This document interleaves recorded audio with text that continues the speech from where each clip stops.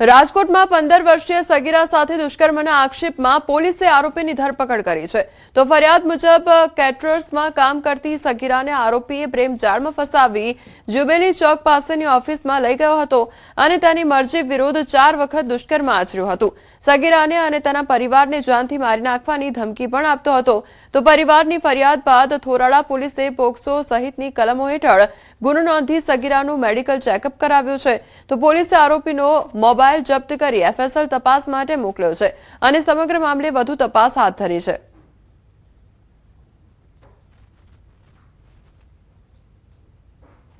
અને આ ગુનાની તપાસના કામે આરોપી અમૃત ઉર્ફે સની જયંતિભાઈ બેલમ નામના આરોપીની ધરપકડ કરવામાં આવી છે। એના પરિવારને અને પરિવારના સભ્યોને જાનથી મારી નાખવાની ધમકી આપી 4 થી વધુ વખત દુષ્કર્મ આચરેલું છે।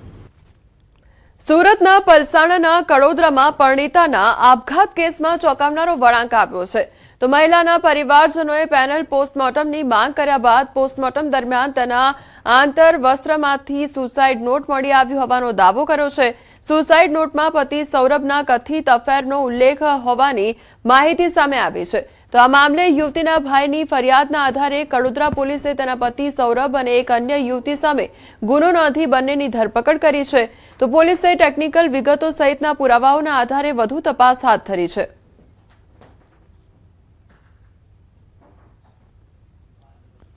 એ લોકોના એવો આક્ષેપ હતો કે એમની જે આ બેન છે એના લગ્ન 2 વર્ષ અગાઉ જ અહીંયા સૌરભસિંહ નામના વ્યક્તિ સાથે કરેલા હતા અને એમના માનસિક શારીરિક ત્રાસ હતો। એ સૌરભસિંહ જે છે એમને અન્ય સ્ત્રી સાથેના સંબંધો હતા। એમના જે મરણ જનાર બેન છે એમના પતિ સૌરભસિંહ તથા એમના જેમની સાથે સંબંધ છે જેમાં એમના બ્રધરે જે નામ લખાયું છે ઈશિકાબેન નામના સ્ત્રી છે એમ બંને વિરુદ્ધ ધોરણસર ગુનો દાખલ કરવામાં આવેલો છે અને હાલ આગળની તપાસ અમો જાતેથી ચલાવી રહેલ છીએ।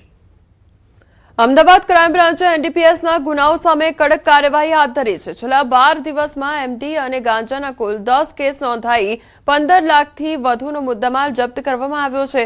2 મુખ્ય કેસમાં આરોપી મોહમ્મદ સદાબ અને હિરેન ઉર્ફે કાળિયો ભટ્ટની ધરપકડ કરવામાં આવી છે। તો હિરેન પાસેથી 38 ગ્રામ ગાંજો મળી આવ્યો હતો અને તપાસમાં તે રહીમ અંસારી પાસેથી ગાંજો મેળવતો હોવાનું સામે આવ્યું છે। જ્યારે બાપુનગરના રહેવાસી મોહમ્મદ સદાબ પાસેથી 2.51 કિલો ગાંજો મળી આવ્યો હતો। સદાબ આ ગાંજો મોહમ્મદ જુનેદ પાસેથી લાવતો હોવાનું સામે આવ્યું છે અને જુનેદને ડ્રગ્સ કોણ સપ્લાય કરતું હતું તે અંગે પોલીસે વધુ તપાસ શરૂ કરી છે। 12 દિવસમાં આજ દિન સુધીમાં કુલ 10 કેસ કે જેની જે ડ્રગ્સ પકડાયું છે એમડી અને ગાંજા એ બંનેની કિંમત લગભગ 15 લાખથી ઉપર થવા જાય છે। એ 1.5 લાખથી વધુની કિંમતનું છે અને એનો જે આરોપી જે છે હિરેન ઉર્ફે કાળિયો ઉમેશ કુમાર ભટ્ટ જે રાણી અંબિકાનગર સોસાયટી ખાતે એ ત્યાં હાજર હતો અને બાતમી આધારે એને પકડવામાં આવેલો છે।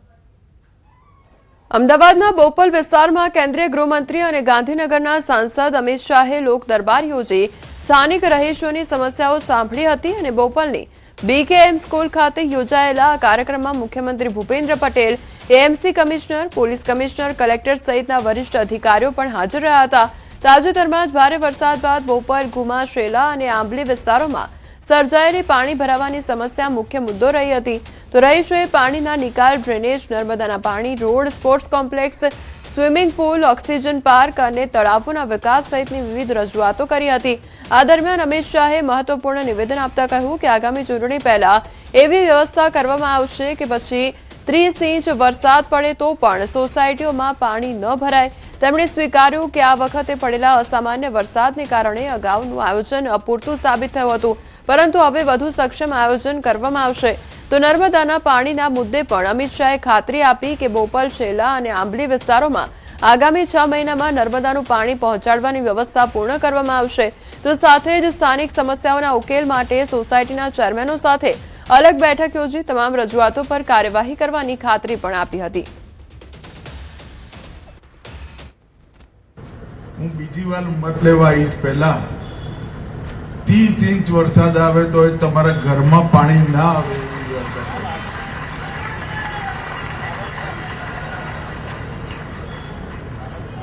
અને હું પોતે એની ચિંતા કરીશ।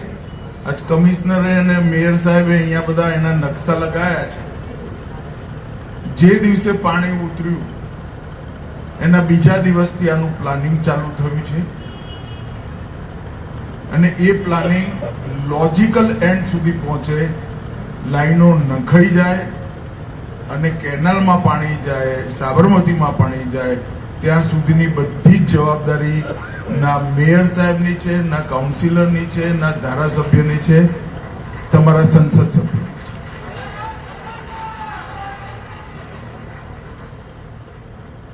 તમારો ને મારો સંબંધ એક વરસાદનો નથી. પહેલા ધારાસભ્ય અને પછી સંસદ સભ્ય. 97 થી 27 30 વર્ષથી હું તમારા માથે પડેલો છું અને એકે વાર તમે મારા મત ઘટાડ્યા નથી, વધાર્યા જ છે. ક્યારે આ બાજુની પેટીઓ ખુલે એટલે કોંગ્રેસે કશું લેવાનું જ ના હોય, બધું જ કમળ જ કમળ. નર્મદાના પાણીની પણ વાત કરી. આખા પટ્ટા માટે વિશેષ કરીને અહીંયા જે નવું છે આંબલી, બોપલ, ગુમા, સેલા, જે નવી વસાવટ છે કમ્પેરેટિવલી, એના માટે જાસપુરથી અલગ પાણીની વ્યવસ્થા અમે ઓલરેડી કરી દીધી છે. બધાને શહેર જેટલું જ નર્મદાનું પાણી વધુમાં વધુ 6 મહિનામાં પહોંચતું થઈ જશે. ગટરની પણ વ્યવસ્થા કરી છે અને હવે વરસાદી પાણીની વ્યવસ્થા પણ અમે નિશ્ચિત રૂપે કરી દઈશું. આસામના મુખ્યમંત્રી હિમંતા બિસ્વા શર્મા ગુજરાતની મુલાકાતે આવ્યા ત્યારે તેમણે સોમનાથ મહાદેવના દર્શન કરી પૂજા અર્ચના કરી હતી. આસામના નાણામંત્રી અને મુખ્ય સચિવ સાથે ગુજરાત આવેલા હિમંતા બિસ્વા શર્માએ ગુજરાતમાં વિવિધ ક્ષેત્રે થઈ રહેલી કામગીરીની પ્રશંસા પણ કરી હતી. તો ગુજરાતના ઔદ્યોગિક વિકાસ, ઇન્સેન્ટિવ પોલિસી અને જીએસટી વ્યવસ્થા અને સરકારી પીએસયુની કામગીરીની પણ પ્રશંસા કરી હતી. તેમણે ગુજરાતના મોડલને આસામ માટે પ્રેરણારૂપ ગણાવ્યું હતું. સાથે જ આસામમાં બની રહેલા સેમિકન્ડક્ટર પ્લાન્ટની માહિતી આપતા કહ્યું કે પ્લાન્ટ શરૂ થયા બાદ દરરોજ અંદાજે 48 લાખ ચીપનું ઉત્પાદન થવાની શક્યતા છે.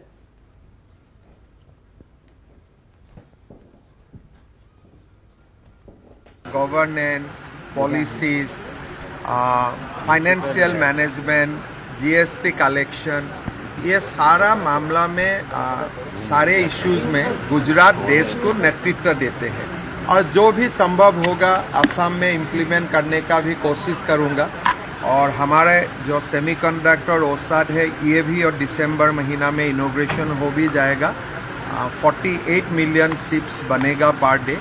तो लेकिन मुझे बहुत कुछ सीखना था, तो मैंने आज 2-3 घंटा बैठा और कुछ सीखने का प्रयास किया.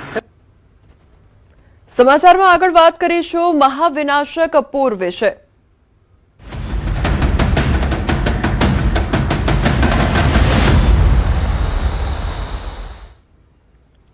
ગુજરાતના 26 લોકો સંપર્ક વિહોણા થયા છે. અમદાવાદના 5 લોકો નેપાળમાં લાપતા થયા છે. તો વડોદરા અને આણંદના એનઆરઆઈ દંપતી નેપાળમાં ગુમ થયા છે. અમરેલી, રાજકોટ, મહેસાણાના લોકો ગુમ થયા છે. તો સુરત, ગાંધીનગરના લોકો પણ નેપાળમાં ગુમ થયા છે. 1500 લોકો હજુ પણ ગુમ છે. 288 ભારતીય ગુમ છે. નેપાળમાં પ્રચંડ પૂર જોવા મળ્યું અને 359 લોકોના મોત નીપજ્યા છે.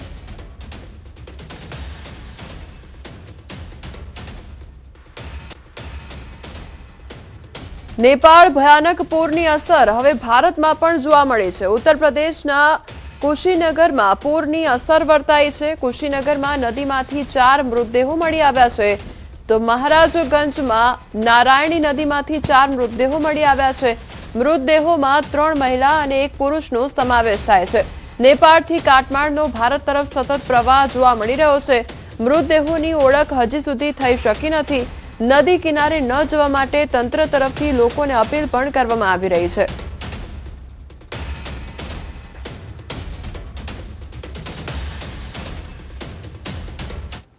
नेपाल हादसे के बाद महाराजगंज जनपद से गुजरने वाली नारायणी नदी में अब लाशों के मिलने का सिलसिला शुरू हो गया है।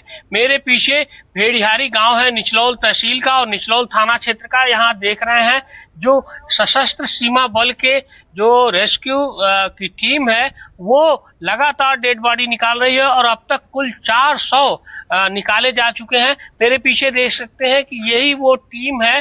अब पुलिस भी मौके पर पहुंच गई है और इन शवों को अपने कब्जे में लेकर पहले तो उनके शिनाख्त की कोशिश की जाएगी। एसपी शक्ति मोहन अवस्थी से मेरी बात हुई है तो उनका ये कहना है कि डेड बॉडी को रखा जाएगा और उसकी शिनाख्त की कोशिश की जाएगी और उसके बाद नेपाल सरकार से वार्ता के बाद अगला निर्णय लिया जाएगा। तो अब नारायणी नदी में जो त्रिशूली और जो वहां पे बड़ी घटना हुई थी, जो त्रासदी हुई है, उसके बाद से यहाँ पर बड़ी संख्या में मलबा, लकड़ी, जो घरेलू सामान जो वहाँ नुकसान हुए हैं वो इस नदी के साथ बहते बहते लाशें भी अब बहकर आने लगी हैं। पशुओं के शव भी बड़ी संख्या में आ रहे हैं। तो अभी तक कुल 400 बरामद किए जा चुके हैं जिसकी जो कागजी खानापूर्ति होती है वो किया जा रहा है। मेरे पीछे देख सकते हैं कि यही वो वैन है जिसमें डेड बॉडीज को भेजा जाएगा और पोस्टमार्टम और जो भी प्रक्रिया आगे की होगी वो किया जाएगा। मेरे साथ एसएसबी के अधिकारी हैं। सर, कितनी डेड बॉडीज अब तक बरामद की जा चुकी है? अभी तक टोटल 4 डेड बॉडी रिकॉर्ड कर चुके हैं सर। ये एसएसबी के अधिकारी हैं जिनका कहना है कि लगातार डेड बॉडी मिल रही है और 4 डेड बॉडी अब तक रिकवर की जा चुकी है। महाराजगंज के नारायणी नदी से आशीष कुमार शुक्ला, न्यूज 18 उत्तर प्रदेश।